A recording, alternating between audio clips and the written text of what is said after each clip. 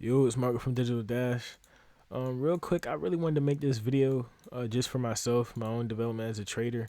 But I'm gonna be talking about a couple things that can really help somebody watching too. So I wanted to go ahead and upload this. I want to in this video I'm gonna be talking about making sure you understand what you have in your playbook, right? Developing your playbook. The people at S&B Capital talk about it all the time. Just having go-to setups that you understand how they work. You understand your entry signals, the what you're building it based off of, what you like to see to get you into the trade, where you're gonna put your risk, things like that. Just understanding, a handful of setups. This all you need is one or two setups to be profitable, and just understanding how they work and the ins and out of them, in the ins and out of them to really be successful. So I want to start by reviewing. Today I didn't take any trades, so we're gonna get into that in a second. But I want to talk about Friday, coming off of Thanksgiving. Just the trade that I took and the rationale behind it, because that sets up everything as far as solidifying and putting into writing what I'm looking for, but when I'm taking a trade. So pretty much Friday, I didn't know the market was closing, so that's a huge thing. I got stuck in the trade. I was forced to swing it over the weekend. I was wondering why my chart wasn't moving. I asked somebody. They said the market's closed. But pretty much to start this trade breakdown. 1 hour zone, 1 hour supply zone. I drew it up here. We had an imbalance here that took out this last little swing over here. This ended up being a break of structure, so I drew up the zone. If we go to like 15 or the 30 minute, we got our change of character, whatever. We started breaking down. We got our change of character here. We pulled back, broke below that pivot, got the little break of structure. That's what I'm counting that as a break of structure. Drew up my zone based off that. We came back into the zone. On the 5 minutes, I saw signs that I like to get involved, and this is where we can start building our playbook, because this is what I like seeing. I like seeing that you saw the change of character to indicate that it was possible that the reversal was changing. Here you got the break of structure. These lows got taken out. The imbalance that was created by this move taking out these loans got drawn up. We saw a price return to the zone. Another thing I like seeing is either structure get formed here where there's some highs that can be taken out that acts as liquidity, or maybe price would have pulled up. Where's the marker tool? Maybe price would have pulled up into the zone, got close, and didn't touch the zone yet, leaving it space for us to take out these highs, move up, take out these highs, come into the zone, and then head lower. I like seeing that as well. So that's something that pay attention to, have that in your playbook. Know that's what you like looking for. Back here, I was very, very patient. Any other time, I would have just saw a price coming back in here into the zone, and then got involved on like the first red candle I saw, putting my risk above the candle, maybe give or take a few points to give myself some room, and I would have gotten stopped out, right? So I think I did a very, very good job of not just jumping on this trade, without seeing any signs of confirmation. And that's something I've been doing really good at, because I was trying to figure out how come every time I enter a trade, I sit in so much drawdown. Every time I enter a trade, I have to sit through drawdown, and it takes long, and it chops around, and it takes long for the move to happen. There's been a lot of trades where I'll like hop in right here where VWAP's below, so I know VWAP is going to act as support, and buyers are going to step in there, and I'm going to have to sit through that back and forth. I'm going to have to watch buyers move price and defend VWAP before the trade works. And I was just trying to find a way to resolve that issue. So in this case, I was super patient. I waited for better signs. I saw that there was buyers at VWAP, and I wanted to wait and to see. Pretty much the lesson I learned was, whenever you're buying VWAP and there's buyers defending it, the buyers are not strong enough to make this price rally how it should, and the sellers are not strong enough to make this break below and drop below VWAP how it should. So until there are signs of that happening, I didn't want to get involved.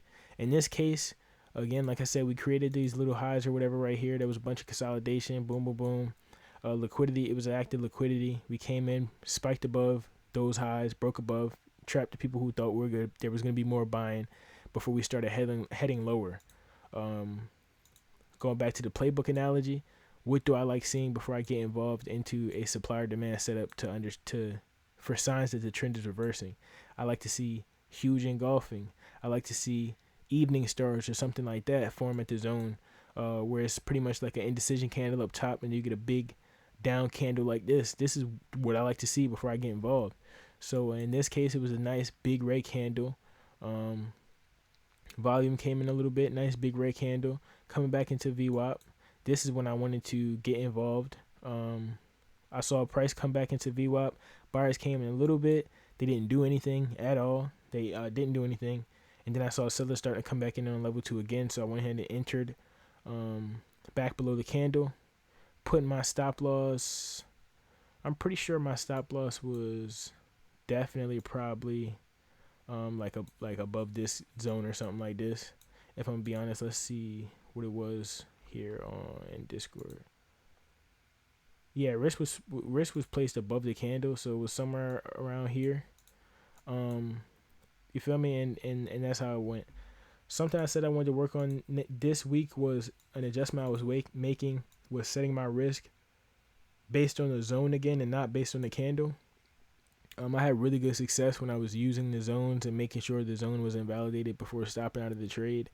You do take on more risk when you're trading that way, but at least you'll know that okay, the trade is all the way invalid, as opposed to like I was speaking on earlier. If I would have gotten involved here using that same criteria, stop loss behind my entry candle, you guys see I would have got stopped out, even though the trade would have worked in my favor. Again, the market closed early on Friday. I was forced to swing it. Market opened up on Sunday. We had a banger, sold out. So I say all of that to say the same exact thing applied for today, and I didn't pull the trigger, right? I documented it in Discord. Pretty much watched this develop all morning, missing opportunities to get in. Couldn't figure out a good area to get my risk, and I just took a bunch of screenshots just so I could remember to make this video later. And pretty much it was the same thing, bro. Pretty much the same thing. The only thing that was different today was I saw these price started trickling a little bit higher pre-market, and then when the market opened, price ran crazy. So I was scared to be on the wrong side of the trade trying to sell when I should have been buying. So that was the only thing that tricked me up this morning. I was looking for buying opportunities if this zone became invalidated, and then like how I could get in on a bounce, right? So going back to the playbook, what do we like seeing? We like seeing, again, going to a higher time frame. We got our change of character here.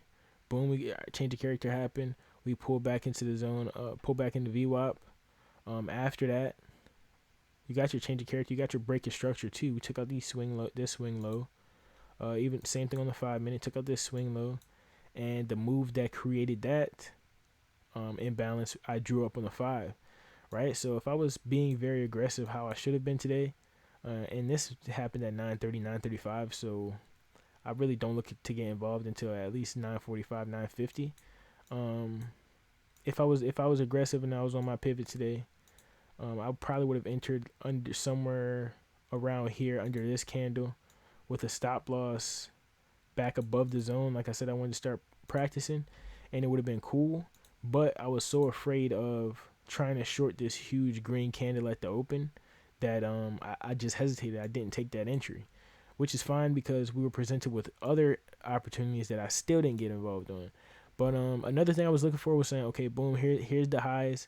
These highs formed around 3:30, like pre-market 3:30 a.m. And I was like, all right, well, we can see if we'll take those highs out. If we fail to take those highs out, then that could fuel a down move. So that was the case as well. So I was also watching for that, because the only way I wanted to go long was if we did invalidate the zone and take out those highs, which we failed to do. So that's kind of my thesis that played into, okay, we can see more downside, so let's start looking for sells. Another thing I was watching was just VWAP, right? With this huge buying pressure, VWAP is going to tell us a lot. If buyers are going to defend VWAP and we get a nice strong bounce and it goes, then buyers are present. If we just, kind of trickle off like we did, buyers were there. They were keeping price above, as you can tell by the wicks, but sellers were present too. They weren't letting price move up much higher, and the buyers weren't there enough for price to run up how it should have. You feel me? So again, that was something that was telling me it's not time to get involved yet. So I was like, okay, it's very balanced in this area, right? This 4007 area is very balanced. There's buyers there keeping this price up, but there's not enough buyers to make it run, and there's sellers there keeping the price down, but there's not enough sellers to drop us through the ground. So pretty much I was just watching, knowing I wanted to see VWAP get taken out, knowing I wanted to see sellers step in aggressively. There was a whole bunch of buyers on level 2 at VWAP, and I wanted to see them get taken out. So I understood everything I was looking for to get involved in this trade, right? And then we got it. Those buyers got wiped out. We broke below VWAP, very strong candle, and this was when I was looking to enter. I saw this, I threw this tool on here, and I said, wow, I put my risk behind my zone as we talked about. I want to do that now instead of having a candle based risk. And I was like, that's a lot. With the nice move that just happened like this, I was like, I don't know if we can see much more continuation with such a big imbalance that just formed. I would have to risk a lot to see if this trade would work, and I just wasn't comfortable with it, so I didn't do it. And it ended up going. It ended up working out well. But this is because this is what we like seeing. This is the same setup, the same formula, the same recipe that formed back here on Friday where it worked out for us. So I was really bummed. On the bright side, I didn't force any trades. I didn't make anything appear that wasn't there. I didn't chase and then get slaughtered. I didn't try to get involved all the way down here. I didn't try to get involved all the way down here and then price reverses on me or anything crazy like that, or chase down here and put a tight stop and then it turned around on me. So, no losses today. I didn't take any trades, but I also didn't lose money. I stayed disciplined and I stayed until I could see, something that will work for me, and that's the most important lesson to take away from today. But as far as having your playbook formed, again, we had some structure here. Like I said, this could act as liquidity. These highs, just taking these out, even if we would have just took these highs out, came into the zone and went back down, like that's part of what I like seeing. Like we saw on Friday, those highs that got wicked above before price started reversing. It was kind of the same scenario today. But yeah, I did have a little bit of FOMO watching this just sell off crazy.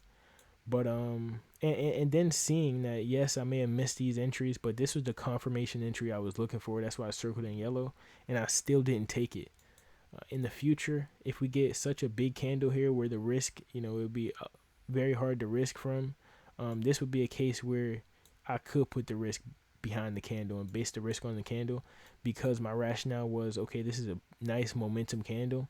With momentum like this, I'm expecting continuation, right? And if I don't get continuation, I want to know that I'm wrong right away and get out of that trade, as opposed to having the risk based on the zone and then just taking it even more of a loss when I'm expecting to get into this trade and the trade starts working right away because of the momentum, right? So a lot of things to take away from today.